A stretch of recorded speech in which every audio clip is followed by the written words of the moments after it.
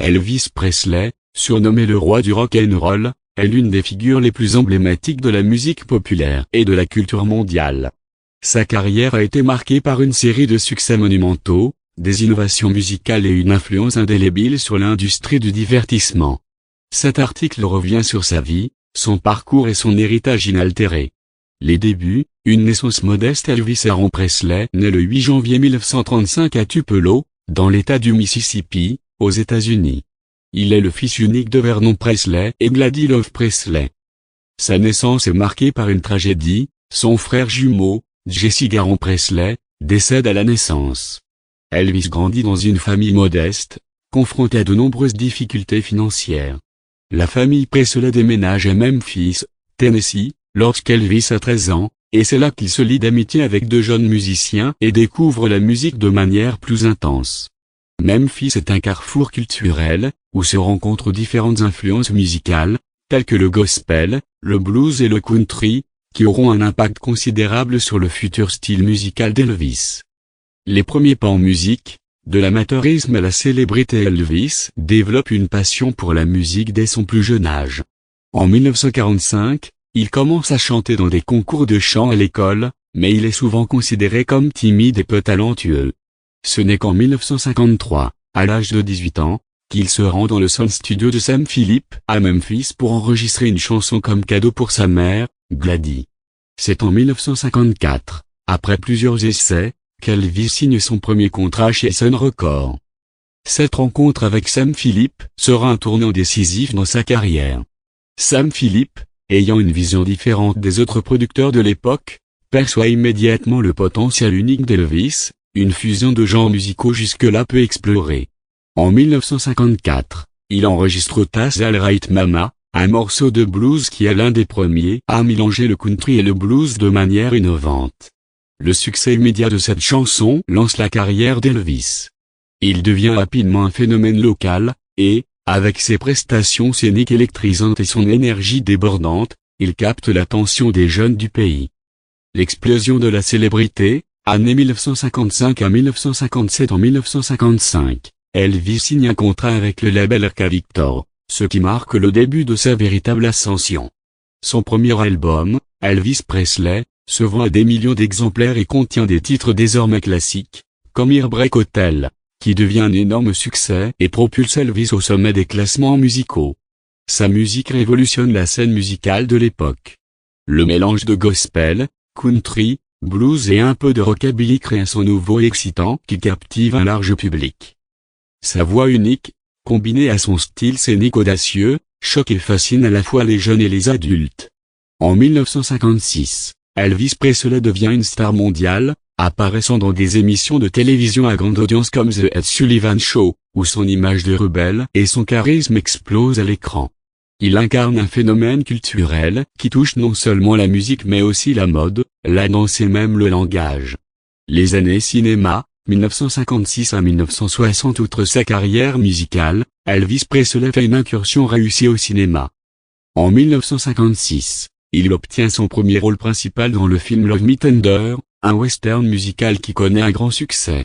S'ensuivent d'autres films tout au long de la décennie, dont Jailhouse Rock, où il interprète l'une de ses chansons les plus célèbres. Si ces films connaissent un grand succès au box-office, beaucoup sont critiqués pour leur manque de profondeur artistique. Cependant, même si ces films étaient considérés par certains comme superficiels, ils ont consolidé sa place dans la culture populaire, et Elvis y développe encore son image d'idole.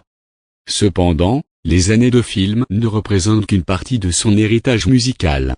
La période de 1956 à 1960 est aussi une période où il continue à sortir des albums importants, comme Elvis, Elvis is Back.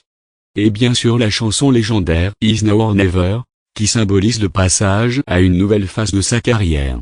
Le service militaire, une interruption temporaire en 1958. À l'apogée de sa célébrité, Elvis Presley est appelé sous les drapeaux pour accomplir son service militaire obligatoire en Allemagne.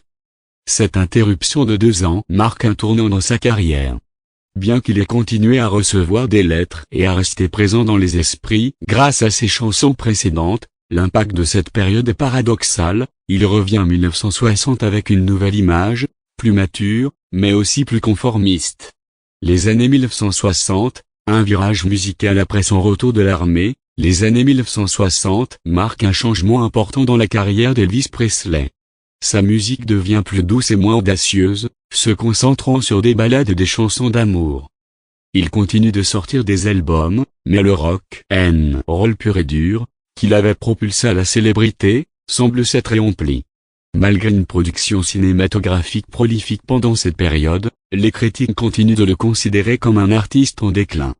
Toutefois, certaines de ses chansons, comme Can't Help Falling in Love et Suspicious Human, restent des classiques intemporels.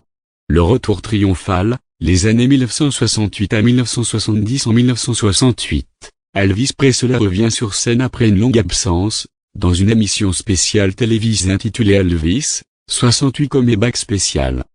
Cette performance marque un tournant majeur. L'Elvis en costume de cuir, charismatique et plus assuré que jamais, retrouve l'énergie et la passion qui l'ont fait connaître.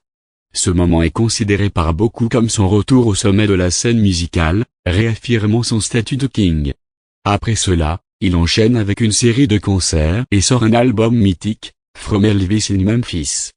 C'est également durant cette période que les spectacles d'Elvis deviennent un véritable phénomène, attirant des foules immenses, notamment à Las Vegas, où il commence une série de résidences. Les années 1970, la légende s'installe. Les années 1970 sont marquées par un certain déclin physique et une série de problèmes personnels pour Elvis. Son mariage avec Priscilla Presley se termine en divorce en 1973, et la santé de l'artiste se détériore en raison de ses habitudes de vie, de ses excès et de la pression constante de la célébrité. Cependant, il continue de tourner, et ses concerts restent des événements incontournables. Sa résidence à Las Vegas devient un point culminant de sa carrière, bien qu'il soit de plus en plus malade. Mais sa musique continue de marquer son époque avec des albums comme Aloha from Hawaii, qui a été diffusé en direct par satellite et qui reste l'un des concerts les plus emblématiques de sa carrière.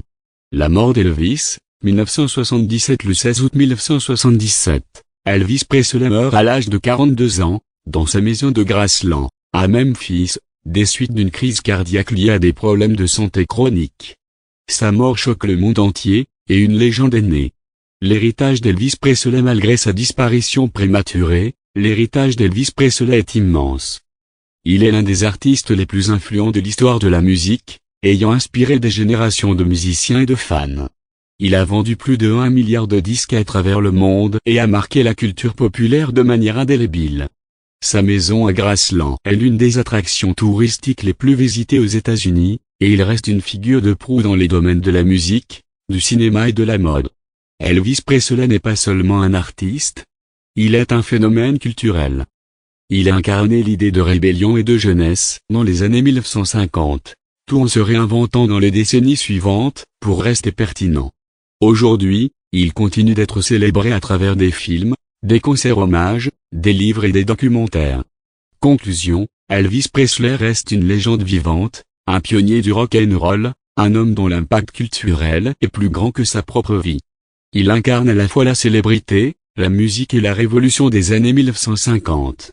Son influence continue d'être célébrée dans le monde entier, et il restera jamais le roi du rock and roll.